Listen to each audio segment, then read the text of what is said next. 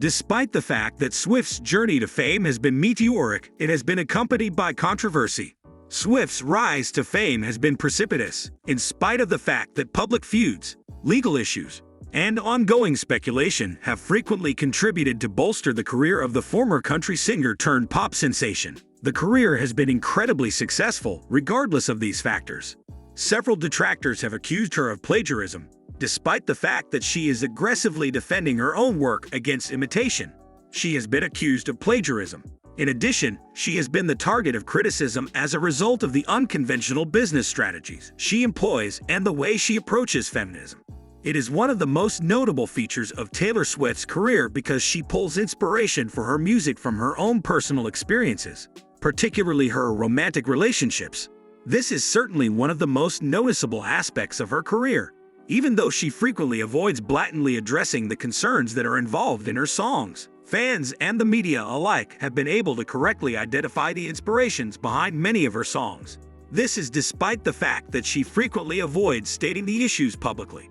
One such instance is the song Dear John, which resulted in John Mayer experiencing feelings of humiliation in public. In an interview with Rolling Stone, he shared his thoughts, noting that he was shocked and that he did not believe he deserved to be treated in such a manner. Swift was accused of taking advantage of her skill in order to get revenge on him for his criticism of her songs, which he defined as being predatory. Mayer's allegations were challenged by Swift, who claimed that Mayer was being arrogant in his assumption that the song was about him.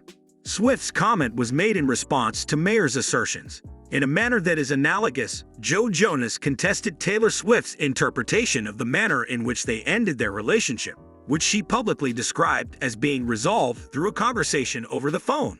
Jonas made it quite obvious that he had called Swift in order to investigate the possibility of a connection between them. However, Swift, and not Jonas, had terminated the conversation before it could progress any further.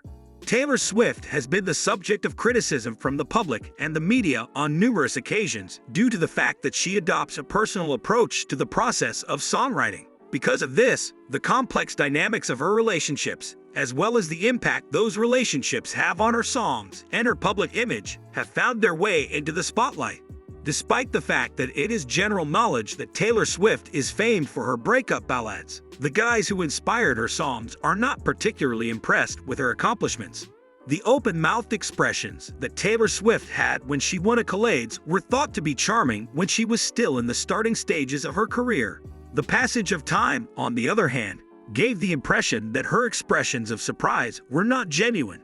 Her replies when she was unsuccessful, such as when she lost to Adele at the 2013 Golden Globes or to Daft Punk at the 2014 Grammys, appeared to be more genuine. This is something that is significant. As a result of the defeat that she suffered at the hands of Daft Punk, Swift later admitted that she was experiencing feelings of disappointment. She disclosed that she went home, shed a few tears, and then indulged in some In-N-Out burger that she had purchased. The inquiry into Taylor Swift's love life began when she began seeing Conor Kennedy, who was only 18 years old at the time. The probe was prompted by the fact that the relationship was taking place. A short period of time later, she made the purchase of a house that was located in close proximity to the estate that belonged to the Kennedy family. Additionally, she was accused of attending a wedding that was being held by the Kennedy family. On the other hand, the mother of the bride, Victoria Gifford Kennedy, stated that Swift and Conor came up to the event despite being asked not to do so, which resulted in a disruption throughout the festivities. It has been confirmed by Kathy Lee Gifford that the event did in fact take place, despite the fact that Swift's staff has publicly disputed this. Furthermore, Swift has been accused of being the person who caused people's hearts to be broken emotionally. She was spotted with Tom Hiddleston not long after she broke her romance with Calvin Harris, which led to suspicions that she had been disloyal to him previous to the termination of their relationship. Because Swift and Hiddleston were seen dancing together at the Met Gala in 2016, there was conjecture that the connection between Swift and Hiddleston began prior to the breakup between Swift and Harris. Swift used the identity Nils Sjöberg to submit a request for credit for her contribution to the writing of Harris's hit song, This Is What You Came For, after the breakup of her relationship with Harris. Harris had initially kept their cooperation a secret, which was in accordance with their agreement to focus on the music rather than their relationship. This was done in order to maintain the confidentiality of their relationship. Swift's publicist, however, revealed her involvement in the song after the two of them had ended their relationship, which ensured that she was awarded credit for composition of the song. While this was going on, Harris refused to stop criticizing Swift's new relationship.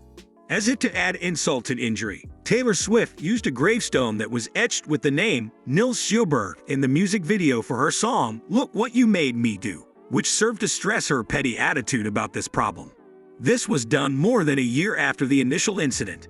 Additionally, Swift has a reputation for being a litigious individual, which has contributed to her profile.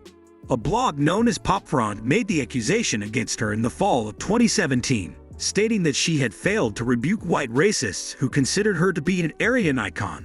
Swift's legal team responded by requesting that the blog be removed, filing a defamation lawsuit against the author, and making an effort to protect their letter under copyright rules in order to ensure that it remains confidential. Not only did the American Civil Liberties Union, ACLU, publish Swift's letter, but they also issued their own letter, which included a cryptic allusion to Swift's song titles. Swift's letter was published by the nonprofit organization. There have been many occasions on which Swift's legal team has threatened to pursue a lawsuit in reaction to references to her work. The members of her team employed Etsy during the month of February in the year 2015 in order to target followers who were selling products that contained the phrase, "This sick beat." In the latter part of that year, a cease and desist notice was sent to Allison Kilkenny, the host of the Citizens Radio podcast, for discussing the song Wildest Dreams over the air. This was done despite the fact that the song that was being discussed was not really being played. Swift's legal team has been taking strong legal action since at least 2009, when they targeted 24 individuals for alleged trademark violations and got an injunction against 16 of them. Since then, they have continued to take legal action. This trend of aggressive legal activity dates back to 2009 and continues to this day. Allegations have been made that Taylor Swift has plagiarized the work of other artists, despite the fact that she is very protective of her trademarks. Because of the striking resemblance between the music video for her song, Delicate, and an advertisement for Kenzo World that was launched in 2016 and was directed by Spike Jonze, the music video became the subject of criticism. The lead heroine in both of these movies dances expressively after leaving a formal event, employing choreography and facial expressions that are remarkably similar to one another. This occurs after she had previously left the formal event. Due to the fact that Swift's legal team has a history of being aggressive, many individuals found it humorous that Swift was not the focus of a lawsuit over the similarities. Would you like it? Hit the like button and subscribe to our channels for more interesting and informative videos.